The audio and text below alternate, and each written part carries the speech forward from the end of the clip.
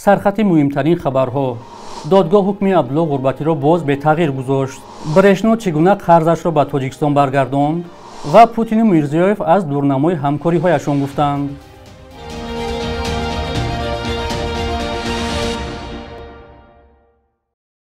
درود بینندگان عزیز، برنامه نوید بامدادی است که با آخرین خبرهای تاجیکستان و جهان از استودیوی دوشنبگی رادیوی آزادی تقدیم می شود. امروز 11 آگوست است. رهبریت برق تاجیک میگوید شرکت برشنوی افغانستان دیگر نزد آنها قرضدار نمی باشد. عبدالله قربانزاده معاون رئیس شرکت برق تاجیک روز 10 آگوست ضمن یک نشست خبری در دوشنبه گفت برشنوی افغانستان قرض خود را برگردانیده است. او شرح نداد که این شرکت از حساب خرید نیروی برق از تاجیکستان چقدر قرضدار بود و چگونه قرضش را پرداخت کرده است.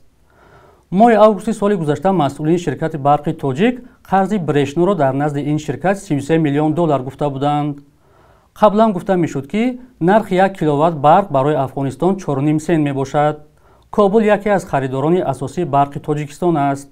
در 6 ماه اول سال 2023 از تاجیکستان به افغانستان 682 میلیون کیلووات ساعت نیروی برق صادر شده است. انتقال برق به افغانستان در حالی است که دوشنبه با حکومت زیر رهبری طالبان در افغانستان رابطه دیپلماتی ندارد. به اطلاع شرکت برق تاجیک در نیم ساله اول سال جاری صادرات برق به خارج کشور نسبت به همین دوره سال گذشته در حجم 85.3 میلیون کیلووات ساعت کم گردیده به 971.2 میلیون کیلووات ساعت برابر شده است. افغانستان و ازبکستان خریداران اساسی برق تاجیکستان می باشد. دادگاه مرحله نظارتی شهر دوشنبه هم حکم 7.5 سال زندان عبدالله غربتی یکی از روزنامه‌نگاران محکوم شده تاجیک را به تغییر گذاشته است. در این باره دلافروز صمدова وکیل دفاع این روزنامه‌نگار به ازیا پلوس خبر داده است.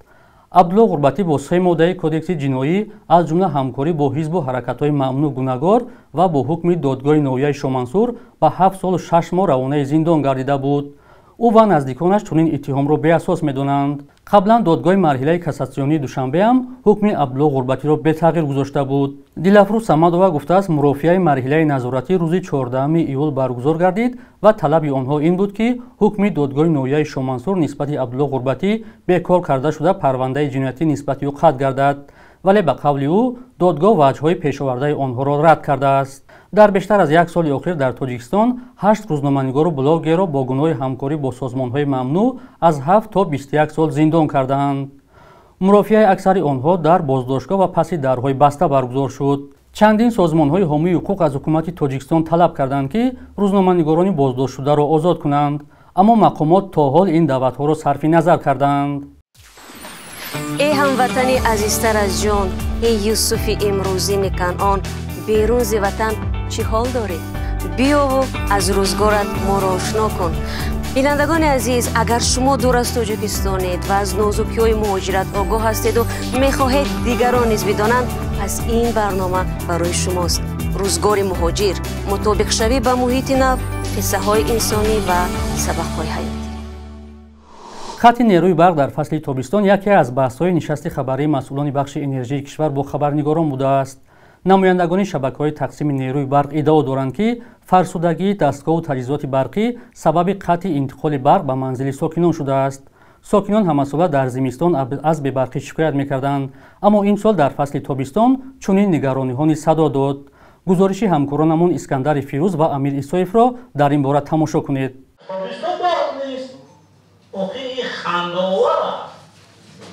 خبرنگاران در نشست مطبوعاتی برق تاجیک سبب رسمی قطع شدن برق را در فصل گرما زیر شبهه گذاشتند. یکی از آنها کارمند ازیا پلوس سیفالدین قرایف از مشکلات مردم یک دهه شهر ترسونزاده مثال آورد.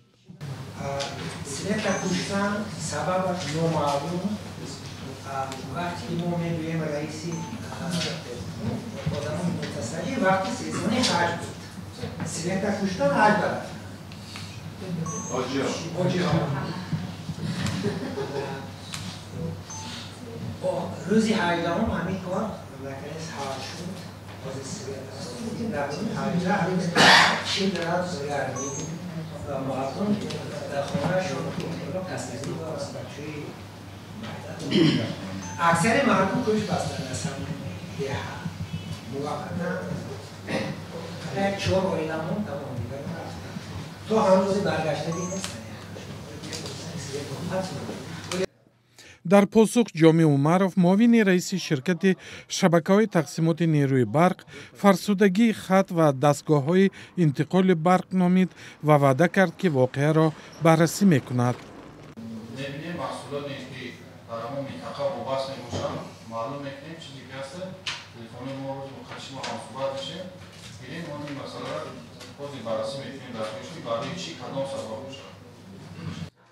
шикоятҳо аз бебарқӣ аз бисёр минтақаҳои дигари Тоҷикистон низ мерасанд. Рӯзноманигори дигар Фахриддини Холбек аз таҷрибаи худ тасдиқ кард, ки бо тақсим шудани барқи тоҷик ба 3 ширкати мустақил, таъмини аҳолӣ бо барқ на беҳтар, балки бадтар шудааст.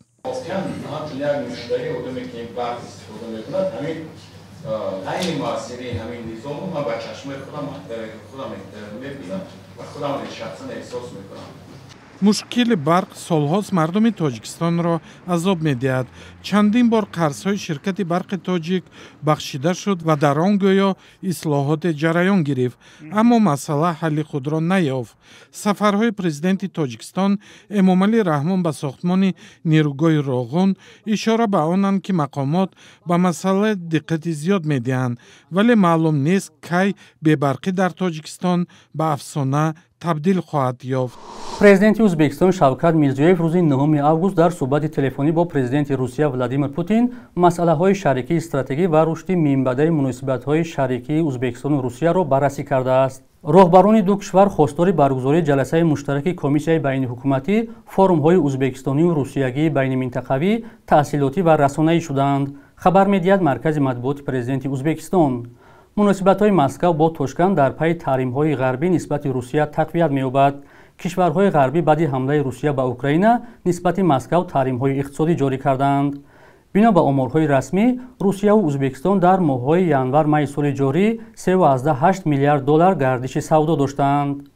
дар ҳамин ҳол Иттиҳоди Аврупо аз афзоиши содироти 300% кишварҳои Осиёи марказӣ ба Русия нигарон аст. ба бовари Иттиҳоди Аврупо, афзоиши якбораи содирот ба Русия эҳтимолан ба он рабт дорад, ки кишварҳои Осиёи марказӣ дар давр задани таҳримҳо ба Москав кӯмак мерасонанд. бахши як рӯзи таърихро ҳамкорамон Хиромон Бақозода тақдиматон мекунад, ки муҳимтарин таҳввулоти таърихӣ дар рӯзи 11 августро фаро мегирад.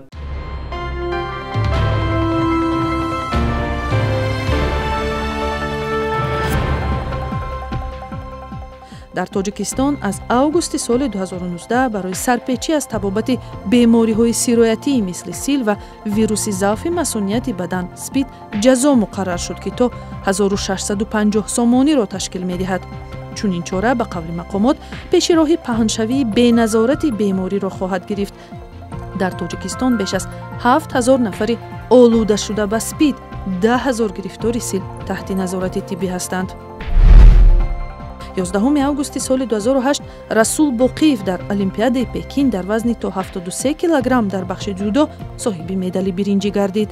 дар 16 соли ширкати варзишгарони тоҷик дар олимпиадаҳо ин нахустин медали як намояндаи Тоҷикистон будааст.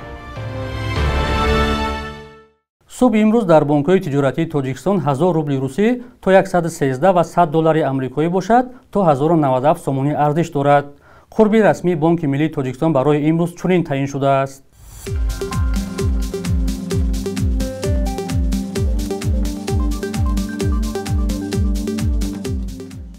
бинандагони азиз, муддати ҷудошуда барои барномаи навид ба анҷом расид. хабарҳои аз ин бештарро дар сомонаи радиои озодӣ бо нишони озодӣ.орг ва озодӣ моби пайдо кунед. худо нигаҳдоратон.